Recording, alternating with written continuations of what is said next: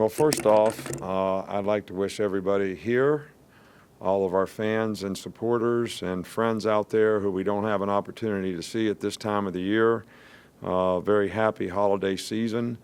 This is probably the last time I'll have any opportunity to express that. I think this is a joyous time for your family, and I hope everybody has a great holiday season. Practice has gone fairly well. Today the players had really good intensity, mental focus, and for the most part we have done a pretty good job in that regard. Yesterday was a little bit sloppy, but I think when you practice 7 days in a row, and the reason we do that is we want to condense the time that the players are here so they have a little bit more time off to be at home, to spend with their families for Christmas, as well as maybe the time over break. So, but they kind of get that. They understand that. They understand why we do what we do, and they've responded very well. You know, we have a high standard of expectations here for how we want to do things to try to be the best that we can be, and every player's got to understand that and understand that your destiny and your future lies in what you're willing to put into and the choices and decisions you're willing to make, you know, moving forward from this time on. And, you know, some people can do that, some people can't. And it'll be interesting to see how our guys do it and how we can get them to do it. And I think that'll be a real key to how well we play in a game against a very, very good team. Every time I stand up here, I try to convince everybody what a great team Washington has, and they are a very, very, very good football team on both sides of the ball, and special teams are very well coached. They've got good schemes. They've got good players. So this is going to be a real tough game for us. This is by far the best team we played against all year long. You know, tomorrow we move practice up, and that's strictly so the players have more travel time to get home, so they can extend their vacation time a little bit and spend several days home with their family for Christmas. From an injury standpoint, everybody was back at practice today, so you know, Keith Holcomb practiced today, Cam Robinson practiced today, so that was we got some guys that are nicked up, but nobody that couldn't go out there and practice and get their turns. Start on the left with Rainer. How has the importance of the slot cornerback position changed over the years, and especially with the proliferation of spread offenses, and how was that position viewed maybe before the advent of these spread offenses? I don't. The star position. Well, I think that the star position has transitioned to an every down position. I think I remember the time, maybe when I was back at the Cleveland Browns, which I don't know, maybe it's longer than maybe I want to remember it to be, but where that was really kind of a guy that played specialty down, probably third down and 2 minute. And it wasn't that you really played maybe one team like the Houston Oilers were a run and shoot team, so you would play nickel or dime almost the whole game. So you were looking for a guy that was a good cover guy and really could get you off the field on third down. But now I think with most people running this style of offense, and probably 80% of our snaps are played in nickel. And I'm talking about first and second down snaps now, not just third down snaps.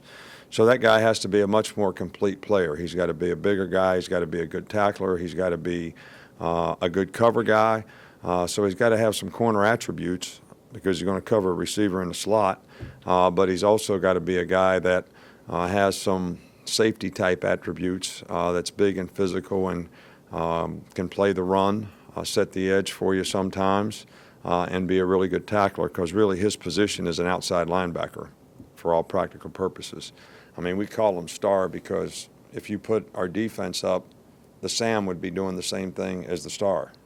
There are just some things Sam you would never ask to do on a wide receiver. So that's why the position's named star. So it has changed quite dramatically in the last, 10, 15 years. Yeah, I just want to ask you what you've seen on film from Washington quarterback Jake Browning, and what kind of athlete is he in terms of playing with his legs? Well, he's a really good athlete. He's got quickness. He's got pocket presence. He extends a lot of plays. He can run. He's athletic enough to run, and this guy is a really, really good player. He's accurate throwing the ball. Gets the ball out of his hand quickly, and does a really good job of executing their offense. So this will be one of the best quarterbacks we played against all year. I know you've been busy. I don't know if you've seen, you get 6 former players elected to the Pro Bowl. Just wondered your thoughts on that. Oh, I think it's great. I really didn't see it. So, I mean, not that I don't think what you guys do is important, but I just don't have a lot of time to read the paper this time. I don't do the internet, as you well know, and I don't watch TV much. So, who are they? I'd like to know. I feel great. Julio, Dante, CJ, Landon, and Pa. Yeah, that's great. I think it's fantastic. I mean, I'm so happy that, we try to do a good job of helping our players develop here so they're more ready to play in the league. And we've had some awfully good players. Every one of those guys are really, really good players. And I'm really excited for them and their families. They did a fantastic job here for us. And to see them get recognized now in the league as one of the top players, is, I think, fantastic for them. And I'm really proud of them and really happy for them. You've obviously had some freshmen come in and earn playing time, earn starting spots and everything. Is there a common denominator from some of those guys that kind of separates them, makes them, maybe it's maturity, whatever, that kind of makes them ready to play? Well, I think you probably hit it right there. I think some guys are more ready to play than others. I think some positions are easier to play than others. Probably the offensive line being the most difficult, and Cam Robinson, and then Jonah this year being able to play that position at tackle is, speaks volumes for sort of the maturity that they had to be able to be responsible to do their job. I think the biggest thing that incoming players have to understand is the guys that can focus on development and really have it in their mind that they have to learn and grow to be able to be college football players are the guys that come in with the right mindset so that they can transition into being a college football player. I think the guys that, kind of think that they're just going to come right in and because they've been good and had success that that's just naturally going to happen for them. I think those guys struggle a little bit because they're not really focused on what they need to do to be a complete player at their position. And I think that's really the key for a guy being able to play early as a college player. Now, is that maturity? I guess we could call it a lot of things.